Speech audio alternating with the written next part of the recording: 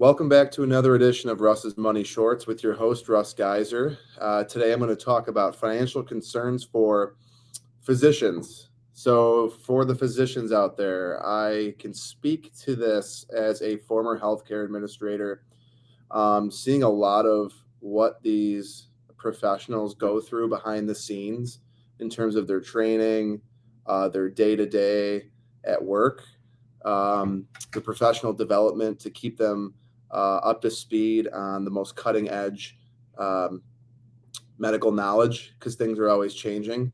And the fact is, physicians face a set of unique challenges in regard to both professional and personal risk in their careers, basically due to the complexity of their jobs.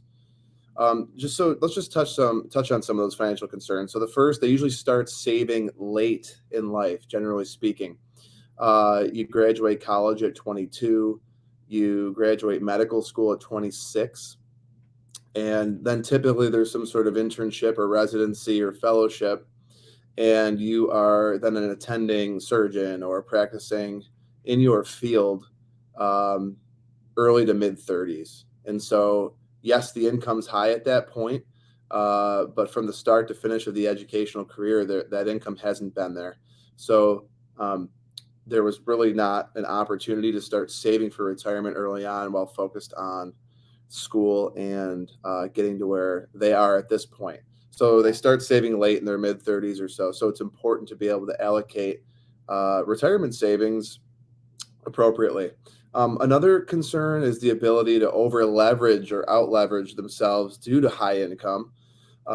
Being in school for over a decade, it's probably you get the itch to spend a little money, and it can be very easy to take on a lot of debt on top of even that student loan debt they might already have.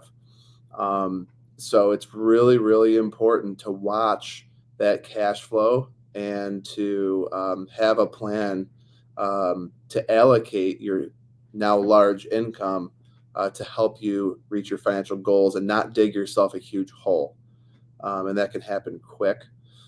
Um, I talked about student loan debt as part of over leveraging, but you want to come up with a plan if you do have student loans to pay those off. That can be a concern. The other concern is risk mitigation, not only in terms of uh, uh, the work you do. Maybe you're a surgeon and you work with your hands, but malpractice, and that really applies to all doctors. You want to make sure that you can mitigate the risk of a lawsuit because you will be a target or could be a target of lawsuits, and even potential financial solicitations. People are out there selling illiquid or high risk investments. A common example right now would be FTX, that's in the news. You got to understand what you're putting your money in and ultimately making sure you're backing into a plan to meet your goals and objectives with those things. You don't want to get caught with too much of your eggs or too many of your eggs rather in one basket. Um, it's really important to have a good plan and a sound investment strategy. Also, high taxes is another concern. So finding ways to mitigate or reduce those. And then ultimately, a lack of time to focus on any of these things, not only due to the hectic work schedule, but also the professional development and keeping up with the industry, and even completing documentation. I know documentation has been weighing on physicians in the industry for quite a bit. So time to handle and develop a financial plan completely on your own is a big concern, or can be.